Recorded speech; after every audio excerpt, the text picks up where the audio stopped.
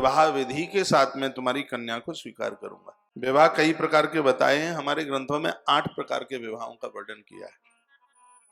8 प्रकार के, जिसमें तो सबसे बड़ा है ब्राह्म विवाह, दूसरा है दैवी विवाह, तीसरा है आर्ष, चौथा है प्रजापत्य, पांचवा आसुर, छठवां गंधर्व, सातवां राक्षस और 8वां पिशाच विवाह है।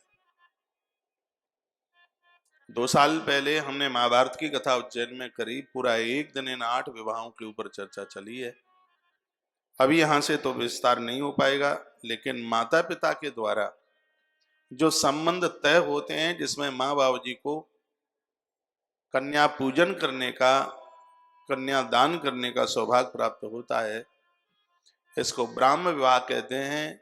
उस वर और वधू के माध्यम से होने वाली संतान 21 पीढ़ियों का धारण करती है, कुल की 21 पीढ़ियों। देव विवाहों में वर वधू एक दूसरे का चयन करते हैं और किसी धार्मिक कार्यक्रम में वर वधू एक दूसरे के कंठ में माला डालते हैं। इससे 7 पीढ़ियों का तारण होता है, 21 का नहीं, 7। सबसे पहला तो वही है ब्राह्म विवाह, जिसमें मंडप के नीचे अग्नि देवता के सामने फेरे लिए जाते हैं, सप्तपदी वचन दिए जाते हैं। इससे तो बढ़िया और बड़ा कोई विवाह होता ही नहीं है। आज के यदि युवान भाई बहन बच्चे मेरी बात सुन रहे हो तो इसको ठीक से आप सुन लीजिएगा। इस लोक से लेके परलोक तक गति चाहने वाले लोगों के लिए ब्राह्म विवाह से बढ़िया कोई विवाह ही नहीं है, जिसमें माता पिता के द्वारा संबंध तय होते हैं। उसमें बच्चों की अपनी कुछ नहीं चलती, मंडप के नीचे अग्नि की साक्षी में विवाह होता है। दोनों के माध्यम से होने वाली संतान 21 पीढ़ियों का धारण करती है, ऐसा ग्रंथ में वर्णन है। 21 पीढ़ियां तरती। और हमारे सनातन धर्म में ज्यादा परिपाटी इसी ब्राह्म विवाह की ही रही है।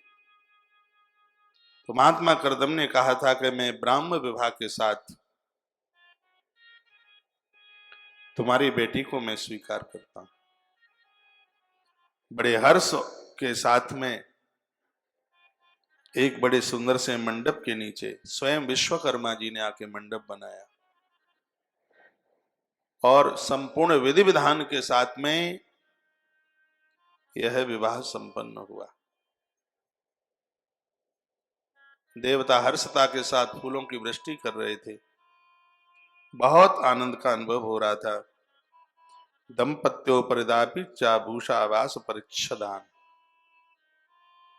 इस पिता ने अपनी व्यवस्था के अनुसार वस्त्र आभूषण इत्यादि दिए।